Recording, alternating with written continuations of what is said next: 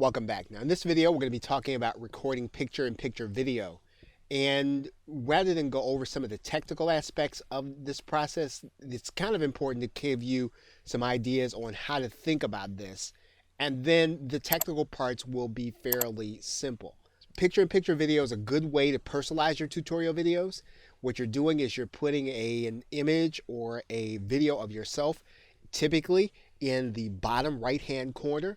And so if you think about seeing a square of yourself, your entire background, and you really giving life to the video, this is a great way of personalizing a PowerPoint video or even sometimes a screen share video. And what this does is allows you to protect yourself while you're explaining your concept. So it's not just you being detached from the subject. You are really giving people an idea, probably teaching someone an idea that either you agree with or something that you have some strong feelings about.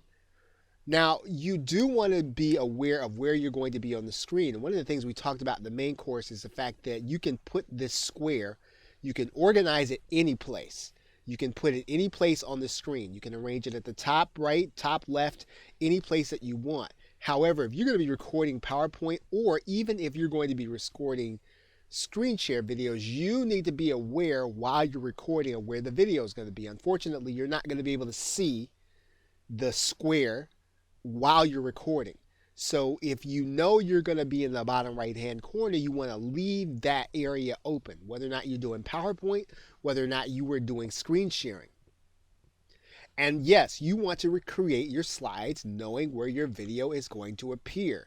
And this is especially going to be helpful because you don't want to go back and redo slides, or you don't want your video to overshadow the words. Remember, you're not using words to have people read, you're using words to enhance or bolster what it is you're trying to say in your video.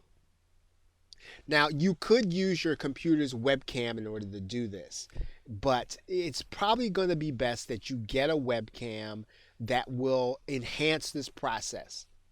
And it's recommended that you get a webcam like the Logitech 930E. And there's a reason that this is a recommended camera.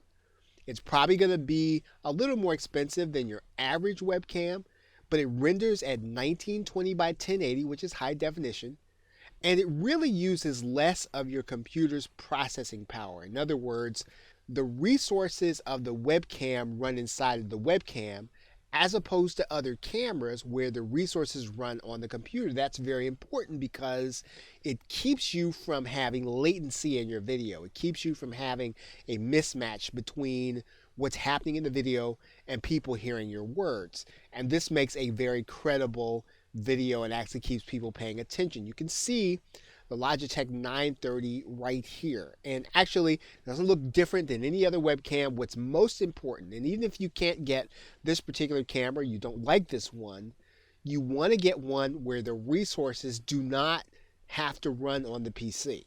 That's the most important thing.